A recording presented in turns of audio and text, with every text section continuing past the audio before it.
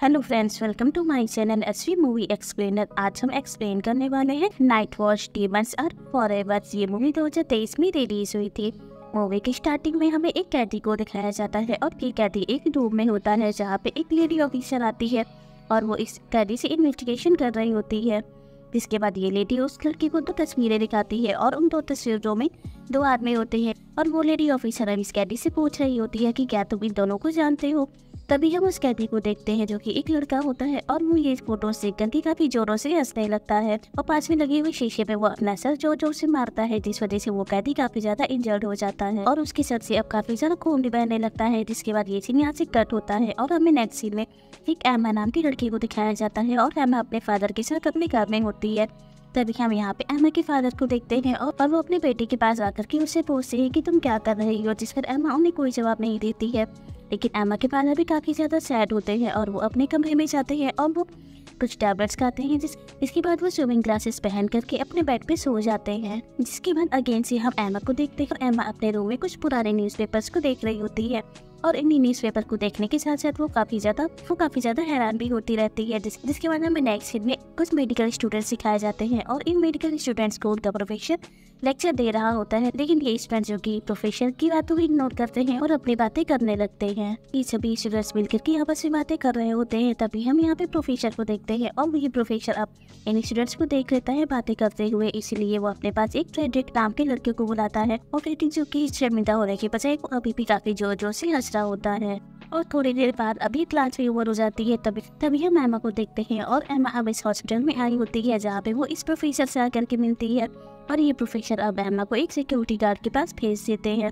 तभी एम्मा अब एक लेडी सिक्योरिटी गार्ड के पास जाती है और वो लेडी सिक्योरिटी गार्ड अब एम्मा को पूरा हॉस्पिटल घुमाती है। जिसके बाद वो एम्मा को एक पर्स देती है और एम्मा उस पर्स को लेकर के यहाँ से चली जाती है। और फिर कुछ देर बाद ही हम एम्मा को उसकी फ्रेंड्स के साथ देखते हैं और एम्मा अपने फ्रेंड्स के साथ एक बार में गई होती है पार्टी करने के लिए। और एम्मा का फ्रेंड सर्कल जिसमें 2 लड़कियां और 2 लड़के होते हैं और फ्रेडरिक भी इन्हीं का दोस्त होता है। तभी एम्मा अपने सभी फ्रेंड्स को ये बताती है कि मुझे प्रोफेसर की मदद से अपने ही कॉलेज में नाइट शिफ्ट की जॉब मिल गई है, इसलिए वो काफी ज्यादा खुश होती है। जिसके बाद एम्मा अपने घर आती है और बहुत ही मुश्किल से वो अपने फादर से परमिशन ले लेती है कि उनसे नाइट शिफ्ट में जॉब मिल गई है उसी की कॉलेज। और ये बात सुनकर के एम्मा के फादर पहले तो उसे परमिशन नहीं देते हैं, लेकिन थोड़ी देर बाद उसे परमिशन दे देते हैं।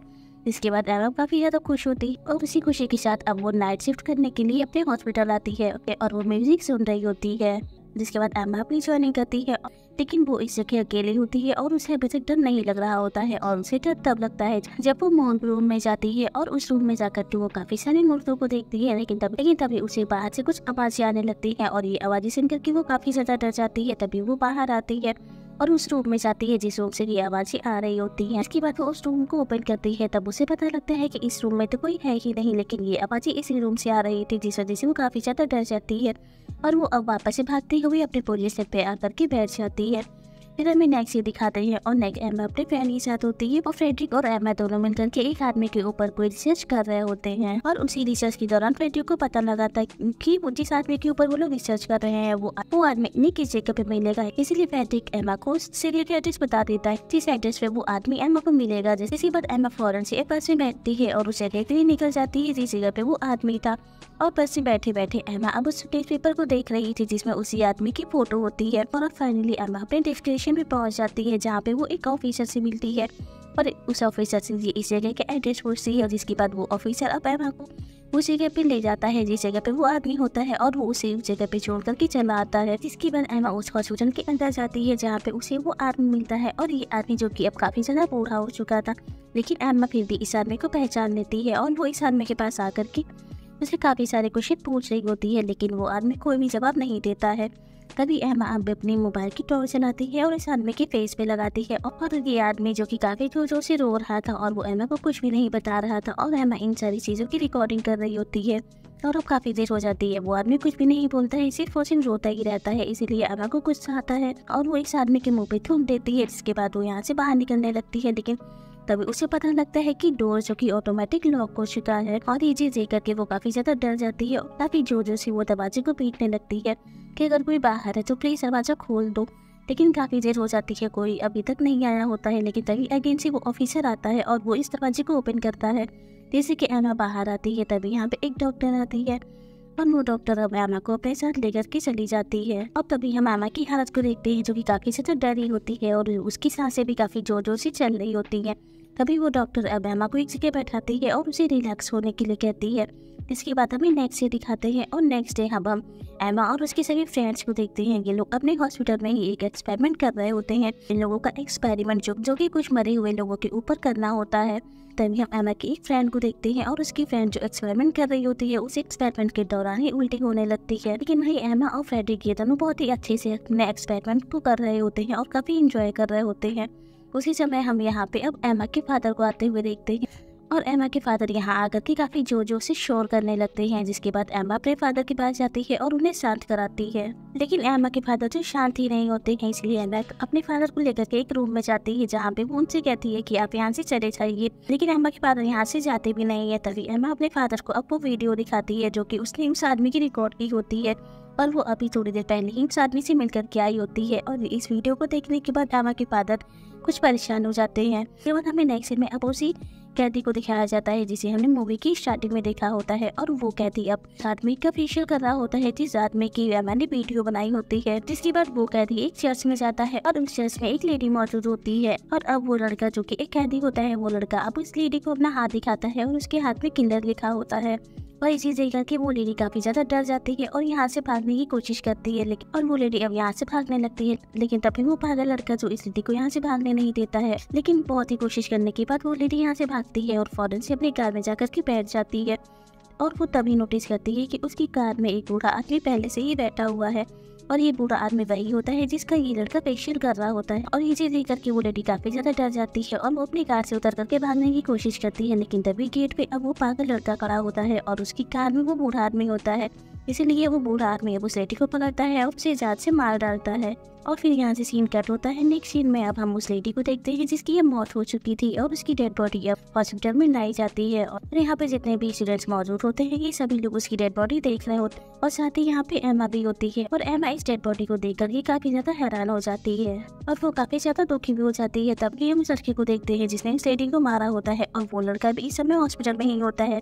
और इसी हॉस्पिटल में एक पुलिस ऑफिसर भी मौजूद होता है जो उसको यहाँ पे लाया होता है क्योंकि वो लड़का जो कि काफी ज्यादा इंजर्ड हो चुका था और उसका ट्रीटमेंट चल रहा होता है। और ट्रीटमेंट के दौरान वो अब ठीक भी हो चुका था। लेकिन अगेन से वो अपने फेस पे एक कट लगाता है जिससे कि उसका खून काफी ज्यादा बहने लगता है।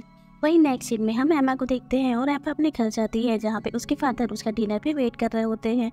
उसी समय एमा के घर में एक आदमी आता है और इस आदमी को उस लेडी की मौत के बारे में सारी चीजें बता रही होती है। और इस लेडी की मौत की बात सुनकर के ये तीन लोग अकेले हॉस्पिटल आते हैं और अब ये लोग मोर्ग रूम में जाते हैं जहाँ पे एमा अब उस लेडी की डेड बॉडी उस आदमी को दिखाती है। और ये आदमी अब इस डेड बॉडी को काफी ध्यान से देखता है और फिर ये लोग यहाँ से निकल जाते हैं डिनर करने के लिए। इसके बाद ये लोग एक रेस्टोरेंट में बैठ कर के डिनर कर रहे होते हैं। साथ ही अब ये लोग अब उस लेडी की डेथ के बारे में भी बातें कर रहे होते हैं। तभी वो आदमी अब एमा को अपना हाथ दिखाता है और उसकी एक उंगली जो की कटिंग होती है। और ये चीज देख करके एमा उस आदमी को बाय कहती है और यहाँ से चली जाती है।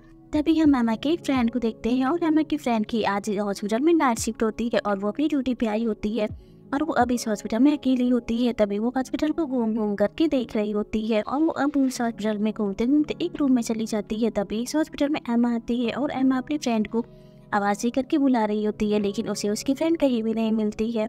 वहीं दूसरी तरफ अब हम एमा के फादर और उस आदमी को देखते हैं। ये लोग एक फुटबॉल स्टेडियम में आ गए होते हैं जहाँ पे ये लोग फुल करके फुटबॉल खेलते हैं। थोड़ी देर बाद एमा के फादर का फ्रेंड जो कि यहाँ से चला जाता है लेकिन एमा के फादर अभी भी इसी फुटबॉल स्टेडियम में होते हैं और वो काफी जोर जोर से चिल्ला करके अकेले ही फुटबॉल खेल रहे होते हैं। और थोड़ी देर बाद अब वो अकेले ही अपने घर जाने लगते हैं। वहीं दूसरी तरफ अब हम एमा के फादर के फ्रेंड को देखते हैं और वो अकेले ही पैदल चल करके अपने घर जा रहा होता है। वहीं उनके बगल से एक आदमी निकलता है और वो आदमी अब एमा के फादर के फ्रेंड को जान से मार देता है। फिर हम नेक्स्ट सीन में एमा के फ्रेंड को देखते हैं और एमा की फ्रेंड अब जिस रूम में गई होती है उस रूम में अब वो पागल लड़का होता है जो कि एमा की फ्रेंड को पकड़ करके अपने घर ले आया होता है और उसने एमा की फ्रेंड को जंजीरों से बांध रखा होता है। अगेंस्ट हम एमा के फादर को देखते हैं और एमा के फादर जब अपने घर पहुंचते हैं तब वो अपने घर में एक लेडी पुलिस ऑफिसर को देखते हैं और वो लेडी पुलिस ऑफिसर एमा के फादर को अपनी कुछ बचपन की तस्वीरें दिखा रही होती है और काफी ज्यादा रो रही होती है। वहीं दूसरी तरफ अब हम एमा के फ्रेंड को देखते हैं जिसे अब उस पागल लड़के ने पकड़ रखा होता है और जब वो पागल लड़का अब एमा की फ्रेंड को मारने के लिए उसके पास आ रहा होता है, तभी एमा की फ्रेंड अपना दिमाग लगाती है और वो उस लड़के के गले में चैन फंसा करके उसे अपनी तरफ खींच लेती है और उसे उस चैन से दबा के रखती है। तभी एमा अपनी फ्रेंड को कॉल करती है और एमा की फ्रेंड उस कॉल को रिसीव करती है और उसे इस पागल लड़के के बारे में बताती है। इसके बाद वो खुद बेहोश हो जाती है, जिसके बाद हमें एक मास्क वाले आदमी को देखते हैं और वो मास्क वाला आदमी एमा की फ्रेंड के पास आता है और उसकी फ्रेंड के पास आकर के वो अपना मास्क निकालता है और तब हमें पता लगता है कि इस मास्क में कोई आदमी नहीं जबकि एक लेडी होती है। फिर हमें नेक्स्ट सीन में एमा के फादर को दिखाया जाता है। एमा के फादर अपने डॉक्टर के पास गए होते हैं और उनकी डॉक्टर जो कि उन्हें काफी अच्छी एडवाइस कर रही होती है, जिसने बाद एमा के फादर की डॉक्टर उन्हें अब उस बूढ़े आदमी के पास लेकर के जाती है जिस आदमी की वीडियो एमा ने रिकॉर्ड की हुई होती है। और वो बूढ़ा आदमी जो कि एमा के फादर को देख करके उन्हें कुछ चीजें दिखाता है और वो उन्हीं चीजों से एमा के फादर को काफी ज्यादा टॉर्चर कर रहा होता है। वहीं नेक्स्ट सीन में अब हम एमा को देखते हैं और एमा अपने फ्रेंड को ढूंढते ढूंढते एक रूम तक पहुंच जाती है। तभी उसे एहसास होता है कि यहाँ पे कोई आ रहा है। जैसे ही वो पीछे मुड़ती है तब वो अपने पीछे एक डॉक्टर को देखती है और वो डॉक्टर अब एमा को लेकर के यहाँ से जाने लगती है। तभी वो डॉक्टर नोटिस करती है कि सामने से एक लेडी पुलिस ऑफिसर आ रही होती है जो कि एमा को ही ढूंढ रही होती है और इसी से करके वो डॉक्टर अब एमा को एक रूम में छुपा देती है। और जैसे ही वो लेडी ऑफिसर उस डॉक्टर के पास आती है तभी डॉक्टर उस लेडी ऑफिसर को जान से मार देती है। और ये चीज देख करके एमा समझ जाती है कि अब तक के जितने भी मर्डर हो रहे थे ये सारे के सारे मर्डर इस डॉक्टर ने ही किए थे। जिसके बाद ये डॉक्टर अब एमा को भी पकड़ने की कोशिश करती है, लेकिन एमा तब तक यहाँ से भाग जाती है और वो अब यहाँ से निकल जाती है अपने फादर की जान बचाने के लिए, क्योंकि वो समझ गई थी कि उसके फादर की जान खतरे में है। वहीं दूसरी तरफ अब हम एमा के फादर को देखते हैं जो कि अब उस बूढ़े आदमी से अपनी जान बचा रहे होते हैं, क्योंकि वो आदमी अब एमा के फादर को जान से मारने के लिए उनके पीछे पड़ा होता है। लेकिन इसी समय एमा के फादर उस बूढ़े आदमी को पकड़ते हैं और उसे जान से मार करके यहाँ से बाहर आ जाते हैं। जिसके बाद वो अपनी बेटी यानी कि एमा के पास जाते हैं और एमा भी अपने फादर को ढूंढते हुए उनके पास आ जाती है और ये दोनों लोग मिलकर के अब इस हॉस्पिटल से बाहर जा रहे होते हैं। लेकिन तभी वो डॉक्टर जो कि इन दोनों को मारने के लिए इनके पीछे आ रही होती है। उसी समय एमा अब लेडी ऑफिसर की डेड बॉडी देखती है जिनके पास गन होती है और वो उस गन को उठा करके उस डॉक्टर के ऊपर फायर कर देती है, जिस वजह से उस डॉक्टर की मौत हो जाती है और एमा अब अपने फादर को लेकर के हॉस्पिटल से बाहर आ जाती है।